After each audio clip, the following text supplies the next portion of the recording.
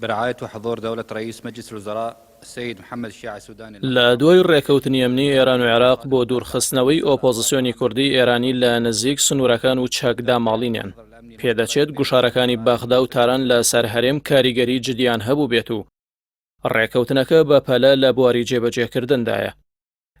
هەرچەندە هەرێم لە دوای دۆسەی ئابووری سربەخۆ و فرۆشتنی نەوت بە خۆسەرانە و ناشەفافی لە داهاتی نەوت و ناوخۆدا بەڕێنی بودجەی ناوەندی لێکەوتەوە، بۆیە لە ڕێکەوتنەکانیدا جێگەی گومانە و باغدا بەردەوامە لەسەر گوشارەکانی بۆ جێبەجێکردنی پرۆژە یاسای بودجە و دەستور.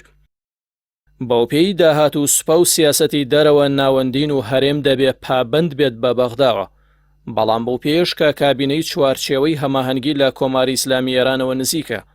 ئەم جارەیان گوشاری ڕێکەوتنە ئەمنیەکەشی لەگەڵ ئێران خستوەتە سەر داواکاریەکانی دیکەی کە چەکداماڵین و کۆکردنەوەی ئۆپۆزیسیۆنی کوردی ئێرانە لەو ئۆردوگایانەدا کە نەتەوە یەکگرتووەکان سەرپەرشتی دەکەن. سەرۆکی هەرێمی کوردستان نێچیرفان بارزانی لە دیداری لەگەڵ باڵێزی ئێران لە عێراق محەممەد کازم ئال سادق ڕایگەیاند کە هەرێم پابندە بەو ڕێکەوتنە ئەمنیەوە لەگەڵ ئێران و ڕێگە نادرێت خاکی هەرێم ببێتە هەڕەشە بۆ سەر ئێران. ئەوەش لە دوای سەردانی شاندی بەغدا بوو بۆ هەولێر لە دوای ڕێکەوتنی ئەمنی بەغدا لەگەڵ تاران بۆ هەڵوەشاندنەوەی سەربازگەی ئۆپۆزیسیۆنی کوردی ئێرانی لە نزیک سنوورەکانی ئەو وڵاتەوە و دوای هەڕەشەکانی تاران لە هەرێمی کوردستان ئەگەر ئەو کارە نەکات. فواد حسێنی وەزیری دەرەوەی عێراق لە دیداری لەگەڵ هاوتایەرانیەکەی ئەمیر عەبدوڵڵاهیان ڕایگەیاند هاوکاری ئەمنی لە نێوان عێراق و ئێراندا لەسەر بنەمای دەستوورە کە دەسوور ڕێگە نادات بە بەکارهێنانی زەوی عێراق بۆ هێرشکردنە سەر وڵاتێکی دیکە.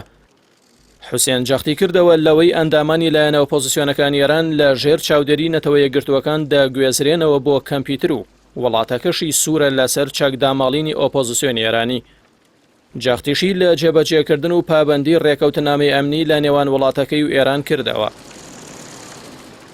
پێشتر سەرچاوەیەک لە 29 ئابی ڕابردوودا ئەوەی ئاشکرا کردبوو کە نەخشەیەک هەیە بۆ گوێزانەوەی ئەو کوردانە بۆ کەمپی دیکە و بە سەرپەرشتی نەتەوە یەکگرتووەکان، بەڵام هەڕەشەکانی سەرۆکی ئەرکانی سوپای ئێران محەممەد باقری ئەو نەخشەی ئاشکرا و خێراتر کردووە. بازدارندگی جمهوری اسلامی ایران به مرحله پایدار و